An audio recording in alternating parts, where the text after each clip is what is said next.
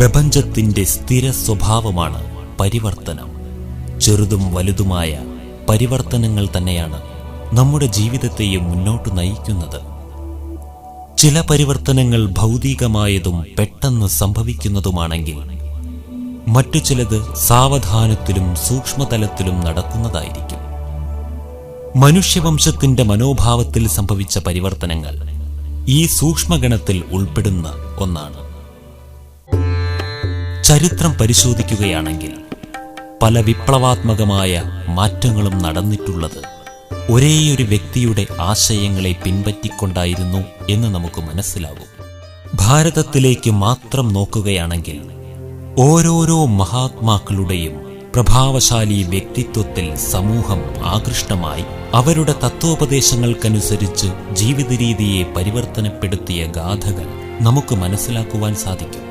വേദങ്ങളെ നാലായി പകുത്ത് മഹാഭാരതവും രചിച്ച് ലോകത്തെ വെല്ലുവിളിച്ച വേദവ്യാസ മഹർഷി, സുഖഭോഗങ്ങളുടെ ദന്തഗോപുരത്തിൽ നിന്ന് വിമുക്തനായി ധ്യാനമാണ് യഥാർത്ഥ ബോധോദയത്തിന്റെ ആധാരമെന്ന് തെളിയിച്ച ശ്രീബുദ്ധൻ, അദ്വൈതമെന്ന ആത്മീയ വിപ്ലവം സൃഷ്ടിച്ച ആദിശങ്കരൻ, ആത്മാവിലെ ശക്തികളെ സിംഹഗർജനമായി മറുരാജ്യങ്ങളിൽ മുഴക്കിയ സ്വാമി വിവേകാനന്ദൻ, നൂറ്റാണ്ടുകളുടെ അടിമത്വത്തിൽ നിന്ന് ഭാരതീയരെ മുക്തരാക്കാൻ അഹിംസാ സമരം നയിച്ച മഹാത്മാ ഗാന്ധിജി. അങ്ങനെ എത്രയെത്ര മഹത്തുക്കളാണ് ഭാരതത്തിന്റെ ബോധമണ്ഡലത്തെ ഉണർത്തുവാൻ പരിവർത്തന ഗാഥകൾ രചിച്ചത്.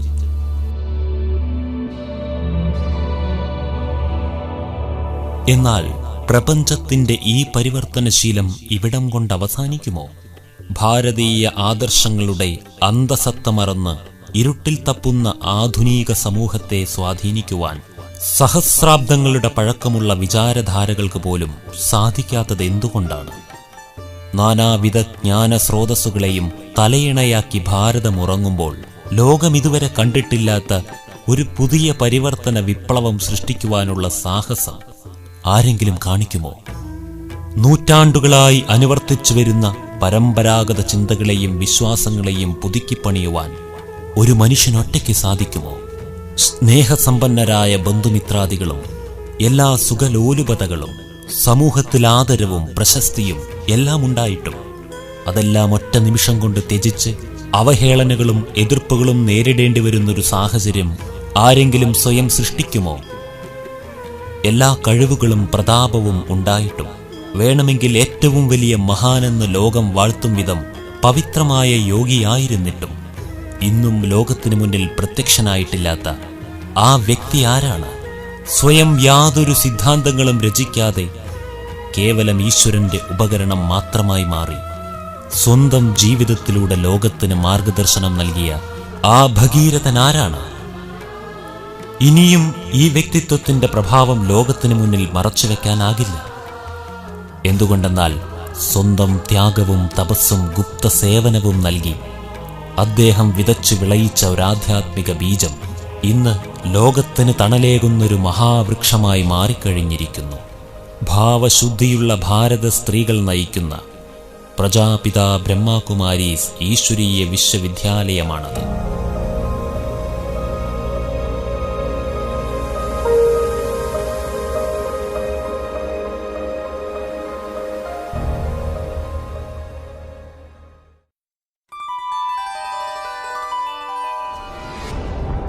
भारत पावन था जब सतयुग था, जब पावन था अभिपतित है, तो ये सारे सृष्टि को पावन बनाने वाला कौन? वो कहते हैं कि उनको ही तो याद करना चाहिए ना. അസാധാരണമായ കുലീനതയും ധർമ്മബോധവുമുള്ള ആകർഷകമായിരുന്ന വ്യക്തിത്വമായിരുന്നു ദാദാ ലേഖരാജന് ഉണ്ടായിരുന്നത്. എന്നാൽ അദ്ദേഹം എല്ലാവരെയും പോലെ തന്നെ ഒരു ഗൃഹസ്ഥൻ തന്നെയായിരുന്നു. മഹാവിഷ്ണുവിനോടുള്ള അചഞ്ചലമായ ഭക്തിയും ഭഗവത്ഗീതയോടുള്ള പ്രേമവുമായിരുന്നു അദ്ദേഹത്തിന്റെ ജീവിതത്തിലെ ആധ്യാത്മിക ദിനചര്യ. എന്നാൽ ഈ ശീലങ്ങളും അദ്ദേഹത്തിന് ഈശ്വര സാക്ഷാത്കാരം ലഭിക്കുന്ന ദിനം വരെ മാത്രം. 60-ാം വയസ്സിലാണ് ദാദാ ലേഖരാജന് നവയുഗ നിർമ്മാണത്തിനായുള്ള നവീനമായ ജ്ഞാനം ഈശ്വരൻ സമ്മാനിച്ചത്.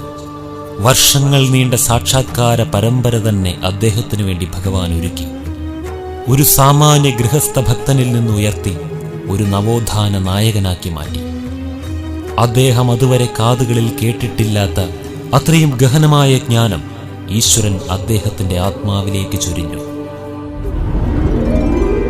ഇന്ദ്രിയങ്ങളുടെയും ദേഹത്തിന്റെയും ഈ ദൃശ്യപ്രപഞ്ചത്തിന്റെയും എല്ലാം ഉപരിയായ ഒരു തലത്തിലേക്ക് ലേഖരാജിന്റെ ബോധത്തെ ഈശ്വരൻ ഉയർത്തി. അദ്ഭുതകരമായ ജ്ഞാനഖനി കണ്ടെത്തിയ സന്തോഷത്താൽ അദ്ദേഹം വജ്രവ്യാപാരം നിർത്തി. ഈശ്വരൻ നൽകിക്കൊണ്ടിരിക്കുന്ന ജ്ഞാനരത്നങ്ങളെക്കുറിച്ച് മനനം ചെയ്യുവാൻ ആരംഭിച്ചു.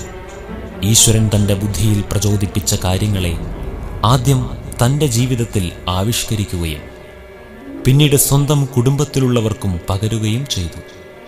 മുൻപൊരിക്കലും താൻ ചിന്തിച്ചിട്ടില്ലാത്ത തലങ്ങളിലേക്ക് തന്റെ മനസ്സ് സഞ്ചരിക്കുന്നത് ലേഖരാജ് തിരിച്ചറിഞ്ഞു. പുതിയ കാഴ്ചപ്പാടുകളും ആശയങ്ങളും തന്നിൽ വന്ന് നിറയുന്നത് എങ്ങനെയാണെന്ന് മനസ്സിലാക്കുവാൻ അദ്ദേഹം വളരെയധികം പരിശ്രമിച്ചു. അദ്ദേഹം തനിക്ക് ലഭിച്ചുകൊണ്ടിരിക്കുന്ന സാക്ഷാത്കാരങ്ങളുടെ അന്തരാർത്ഥങ്ങളെ അറിയുവാൻ പരിചിതരായ ഗുരുക്കന്മാരോടും സമപ്രായക്കാരോടുമെല്ലാം ചർച്ച ചെയ്തു. എന്നാൽ ഗ്രന്ഥങ്ങളെ വ്യാഖ്യാനിക്കുവാനും നിലവിലുള്ള പരമ്പരാഗതമായ വിശ്വാസങ്ങളെ വ്യക്തമാക്കുവാനുമല്ലാതെ അവർക്ക് ഇത്തരം അലൗകിക അനുഭവങ്ങളെക്കുറിച്ച് യാതൊരു അറിവുമില്ല എന്ന് ആ ഉദ്യമങ്ങളിലൂടെ ലേഖരാജിന് മനസ്സിലായി. തനിക്ക് ലഭിച്ചുകൊണ്ടിരിക്കുന്ന ദർശനങ്ങളെക്കുറിച്ച് വീട്ടുകാരോടും ചില അടുത്ത മിത്രങ്ങളോടും മാത്രം അദ്ദേഹം നിരന്തരം പറയുമായിരുന്നു. ഈശ്വരൻ കലിയുഗത്തിന്റെ മഹാപരിവർത്തനത്തിനായി തന്റെ കർത്തവ്യം ഭൂമിയിൽ നിർവഹിക്കുവാൻ ഒരു ഭഗീരഥനെ തയ്യാറാക്കിക്കൊണ്ടിരിക്കുകയാണെന്ന് അന്ന് അദ്ദേഹത്തിനോ അദ്ദേഹത്തിന്റെ ബന്ധുമിത്രാദികൾക്കോ മനസ്സിലാക്കാൻ സാധിച്ചിരുന്നില്ല. സ്വന്തം അസ്തിത്വത്തെക്കുറിച്ചുള്ള ദർശനങ്ങൾ ദാദാക്ക് ലഭിക്കുവാൻ തുടങ്ങി. ശരീരത്തിൽ നിന്നും ഭിന്നമായ ആത്മാവിന്റെ ദർശനവും ആത്മാവിന്റെ ജനന മരണ യാത്രകളുടെ രഹസ്യവും അദ്ദേഹം തിരിച്ചറിഞ്ഞു.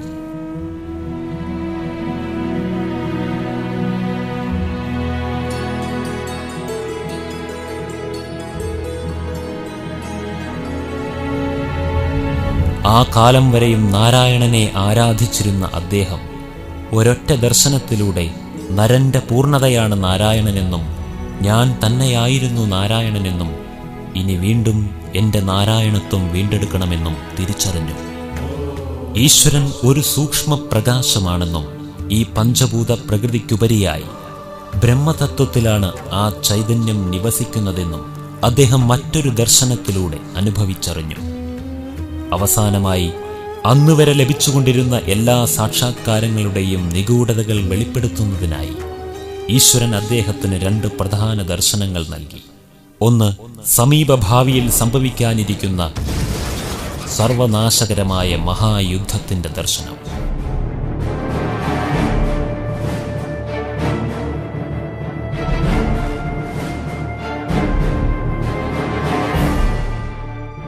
രണ്ടാമത്തേത്, അണുശക്തിയുടെ സ്ഫോടനത്താൽ ശ്മശാനമായി മാറുന്ന ഭൂമിയിൽ തുടർന്നു വരാനിരിക്കുന്ന സ്വർണിമയുഗത്തിന്റെ ആരംഭത്തെക്കുറിച്ചുള്ള ദർശനം.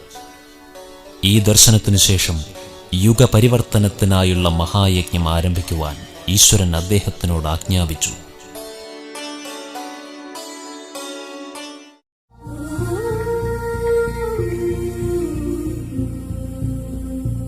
അദ്ദേഹത്തിന്റെ ശൈലികളെല്ലാം തന്നെ വ്യത്യസ്തമായിരുന്നു. ദുഃഖവും അശാന്തിയും നിറഞ്ഞ മനസ്സുമായി അദ്ദേഹത്തിനടുത്ത് വരുന്നവർക്ക് ക്ഷണനേരം കൊണ്ട് ആ സാന്നിധ്യത്തിൽ വെച്ച് എല്ലാം മറന്ന് സ്വന്തം ആത്മാവിന്റെ പ്രകാശത്തെ അനുഭവിക്കുവാനും അതിൽ ആനന്ദം കൊള്ളുവാനും സാധിച്ചു. ഏറ്റവും വിചിത്രമായിരുന്ന കാര്യമെന്തെന്നാൽ ഈ അനുഭവങ്ങൾ തനിക്ക് മാത്രമല്ല ലഭിക്കുന്നത് എന്ന് ദാദാ ലേഖരാജിന് മനസ്സിലായി.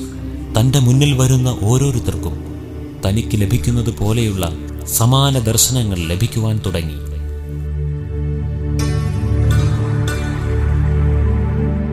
കാലക്രമേണ ഈ അനുഭവങ്ങൾക്ക് കൂടുതൽ വ്യക്തതയും ശക്തിയും വന്നുചേർന്നു. ദാദാ ലേഖരാജിനെ പിന്നീട് ഓം ബാബ എന്നും ബ്രഹ്മ ബാബ എന്നും വിളിക്കുവാൻ തുടങ്ങി. ആത്മീയാനുഭവങ്ങളിൽ ആകൃഷ്ടരായി വന്നെത്തുന്ന ജിജ്ഞാസുകളുടെ ആ സംഘത്തിന് ഓം മണ്ഡലി എന്ന നാമകരണം ചെയ്യപ്പെട്ടു. ആധ്യാത്മിക മാർഗത്തിലേക്ക് ചുവടുറപ്പിച്ചപ്പോൾ അദ്ദേഹം തന്റെ കുടുംബത്തെ ഉപേക്ഷിക്കുകയല്ല ചെയ്തത്. കുടുംബം 5-6 പേരടങ്ങുന്നതല്ല എന്നും അതിന് പ്രപഞ്ചത്തിനോളം വലുതാകാൻ സാധിക്കുമെന്നും അദ്ദേഹം മനസ്സിലാക്കി. എല്ലാവരെയും തൻ്റെ കുടുംബാംഗങ്ങളാക്കി മാറ്റുകയാണ് അദ്ദേഹം ചെയ്തത്.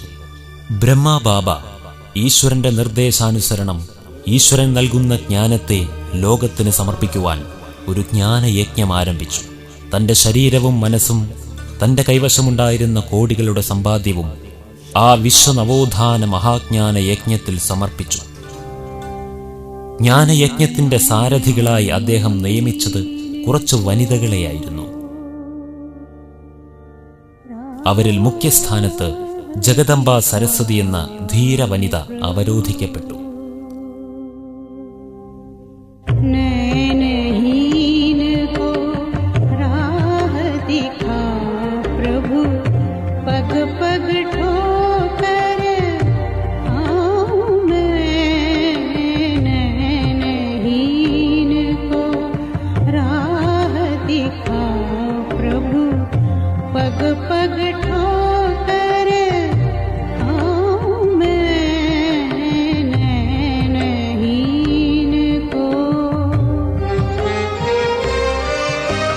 അക്കാലത്ത് വനിതകൾക്ക് ആത്മീയതയിലെന്നല്ല പൊതുസമൂഹത്തിൽ പോലും യാതൊരു സ്ഥാനവുമില്ലാതിരുന്ന സ്ഥിതിവിശേഷമായിരുന്നു.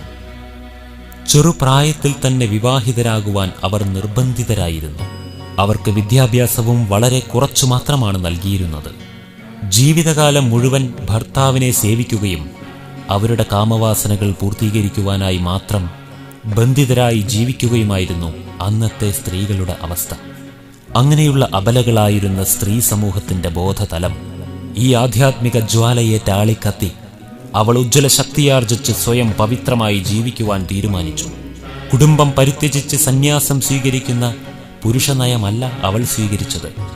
കുടുംബത്തെ സ്നേഹത്തോടെ പരിചരിച്ചുകൊണ്ടും പവിത്രമായ മനസ്സും ശരീരവും കാത്തുസൂക്ഷിക്കുവാൻ ആ ധീര വനിതകൾ പ്രയത്നിച്ചു. അവരിൽ ചെറുപ്രായത്തിലുള്ള കന്യകമാരുമുണ്ടായിരുന്നു.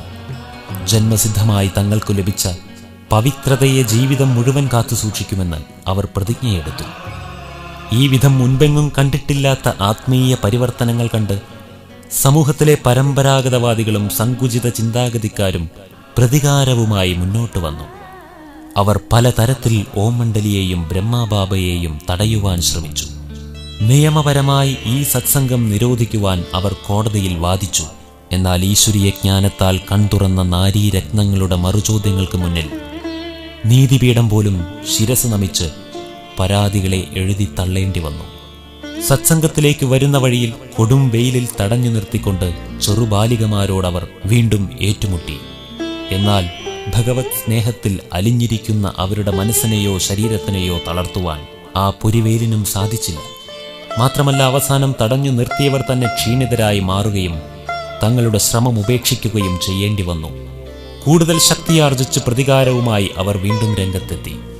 ബലാത്കാരമായി കന്യകമാരെയും അമ്മമാരെയും പിടിച്ചുകൊണ്ടുപോയി വീട്ടുതടങ്കലിൽ ബന്ധനസ്ഥരാക്കുവാനുള്ള ശ്രമങ്ങൾ അവർ നടത്തി. എന്നാൽ എന്നെങ്കിലും സ്വാതന്ത്ര്യം നൽകുന്ന നിമിഷം ബ്രഹ്മബാബയുടെ സന്നിധിയിലേക്ക് ഓടിവന്ന് ആ ഈശ്വരീയ ലഹരിയിൽ അല്പസമയം ഇരിക്കാതെ ഒരു തുള്ളി ജലപാനം പോലും ചെയ്യാൻ ആ കുട്ടികൾ തയ്യാറായിരുന്നില്ല.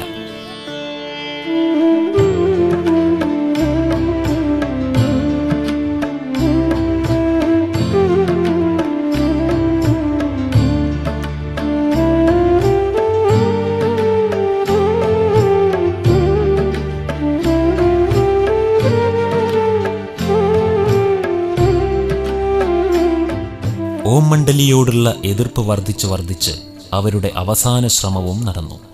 ഇത് വളരെയധികം അതിരുകടന്ന അധർമ്മമായിരുന്നു.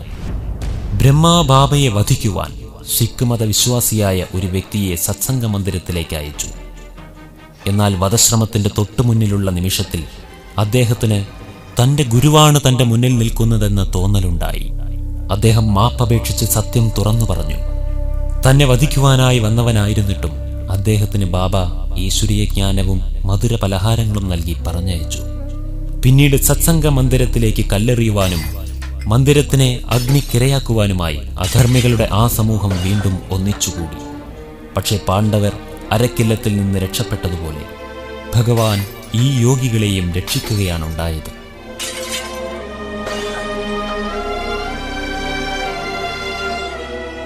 സമാധാന അന്തരീക്ഷത്തിൽ വിശ്വപരിവർത്തന യജ്ഞത്തെ വളർത്തുവാൻ ബാബ സത്സംഗത്തെ കറാച്ചിയിലേക്ക് മാറ്റി സ്ഥാപിച്ചു.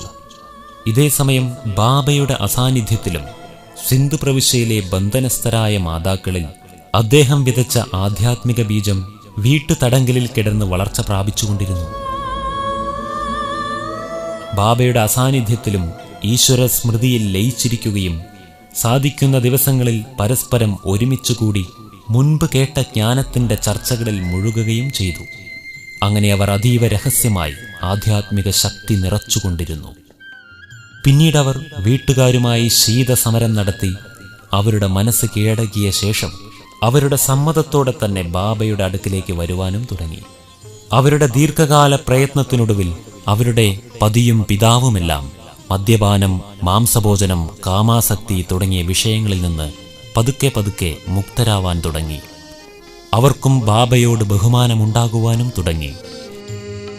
കറാച്ചിയിൽ ബാഹ്യലോകവുമായി ബന്ധമൊന്നുമില്ലാതെ 14 വർഷങ്ങൾ ബാബയും കുട്ടികളും ചെലവഴിച്ചു.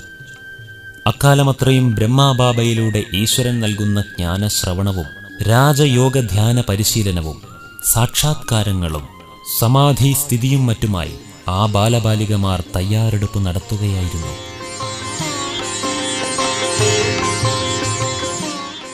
ഭാരത വിഭജനം സംഭവിച്ചു കഴിഞ്ഞു.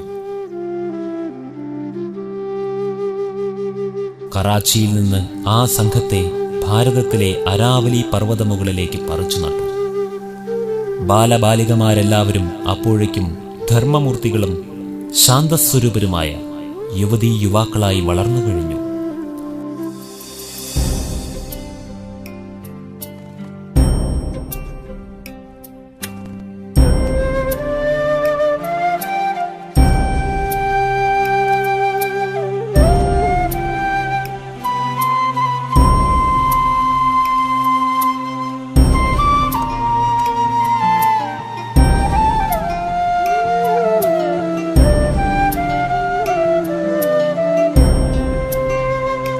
ബ്രഹ്മബാബ തന്റെ ത്യാഗവും തപസ്സും നിറഞ്ഞ ജീവിതം മാതൃകയാക്കി കാണിച്ചുകൊണ്ട് തീവ്രമായ സ്വപരിവർത്തനത്തിലേക്ക് പ്രവേശിച്ചു. അതേസമയം ഭാരതത്തിൽ വിവിധ ദിശകളിലേക്ക് ഈ ജ്ഞാനപ്രവാഹത്തെ ഒഴുക്കുവാൻ ഈശ്വരന്റെ ആജ്ഞ ലഭിച്ചതിനാൽ ആ യുവയോഗികൾ നൂറുകണക്കിന് ഗണങ്ങളായി പിരിഞ്ഞ് ഭാരതത്തിലെ വരണ്ട മനസ്സുകളിലേക്ക് ശാന്തിയുടെ ശീതളജലവുമായി പ്രവഹിക്കുവാൻ തുടങ്ങി. ഇന്ന് ആ പ്രവാഹം ലോകവ്യാപകമായി കഴിഞ്ഞിരിക്കുന്നു.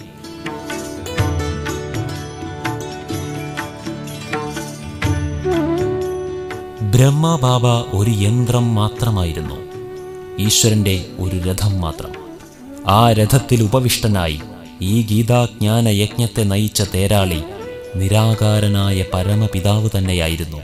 അതുകൊണ്ടുതന്നെ സ്വയം ഒരു ഗുരുവോ മഹാത്മാവോ ആണെന്ന ഭാവത്തിൽ അദ്ദേഹം ഒരു നിമിഷം പോലും ജീവിച്ചിട്ടില്ല. രാജയോഗത്തിലൂടെ ആത്മശുദ്ധീകരണം നടത്തിയ ഒരു മുതിർന്ന ജ്യേഷ്ഠന്റെ സ്ഥാനമാണ് ഇന്നും അദ്ദേഹത്തിന് ഈ യജ്ഞത്തിലുള്ളത്. അദ്ദേഹം യജ്ഞവത്സരായ കുട്ടികളുടെ സേവകനായിരുന്നു. അദ്ദേഹമാണ് എല്ലാവരെയും ആദ്യം പ്രണമിച്ചിരുന്നത്. അതിനുശേഷം മാത്രമേ മറ്റുള്ളവർ അദ്ദേഹത്തെ പ്രണമിക്കുവാൻ അദ്ദേഹം അനുവദിച്ചിരുന്നുള്ളൂ.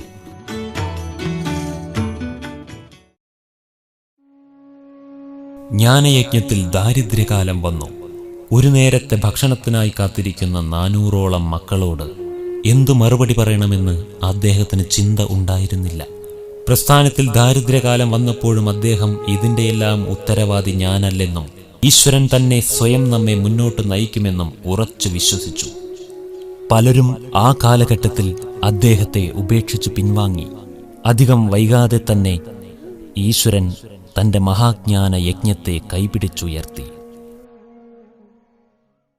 തന്റെ സമ്പൂർണാവസ്ഥയിലേക്ക് പ്രവേശിക്കുവാൻ ബ്രഹ്മബാബ തയ്യാറായി. ഒരു നരന്റെ നാരായണ സ്വരൂപം ചുറ്റുമുള്ളവർ നേരിട്ടനുഭവിക്കും വിധം അദ്ദേഹം തേജസ് കൊണ്ട് ജ്വലിച്ചു. പഴയ പോലെ കാര്യകർമ്മങ്ങളിൽ മുഴുകുവാൻ ബാബയ്ക്ക് താൽപ്പര്യമില്ലാതായി. മുഴുവൻ സമയവും മനസ്സ് ബ്രഹ്മലോകത്തിലും പരമാത്മാവിലും രമിക്കുന്ന അവസ്ഥയെത്തി.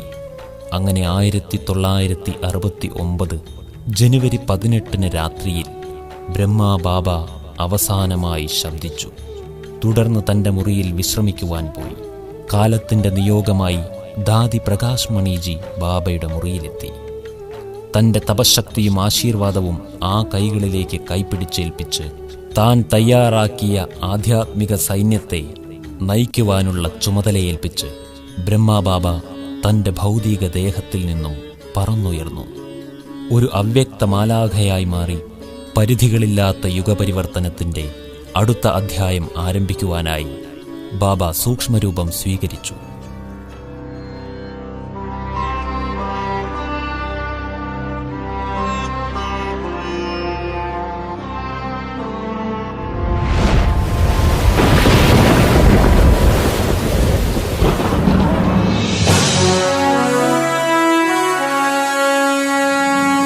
ആ മഹാമയന്റെ സേവനം ഇന്നും അദൃശ്യരൂപത്തിൽ ഈ വിശ്വത്തിൽ നടന്നുകൊണ്ടിരിക്കുന്നു. ഈ കലിയുഗം പൂർണ്ണമായി പരിവർത്തനപ്പെട്ട് സ്വർണിമ യുഗം പിറക്കുന്ന നാളിൽ മാത്രമേ ഈ സേവനം അവസാനിക്കൂ. ആ യുഗപരിവർത്തകൻ തൻ്റെ തപശക്തിയാൽ കൊളുത്തിയ ലക്ഷക്കണക്കിന് ആത്മദീപങ്ങൾ ഭൂമിയിൽ രാപ്പകൽ പ്രയത്നിക്കുകയാണ്. പാരിലെ ഇരുട്ട് പൂർണ്ണമായും അകറ്റുവാൻ, സത്യയുഗത്തെ വരവേൽക്കുവാൻ, വിശ്വശാന്തി പുനർസ്ഥാപിക്കുവാൻ ആ മഹായജ്ഞം ഇന്നും ജ്വലിക്കുകയാണ്.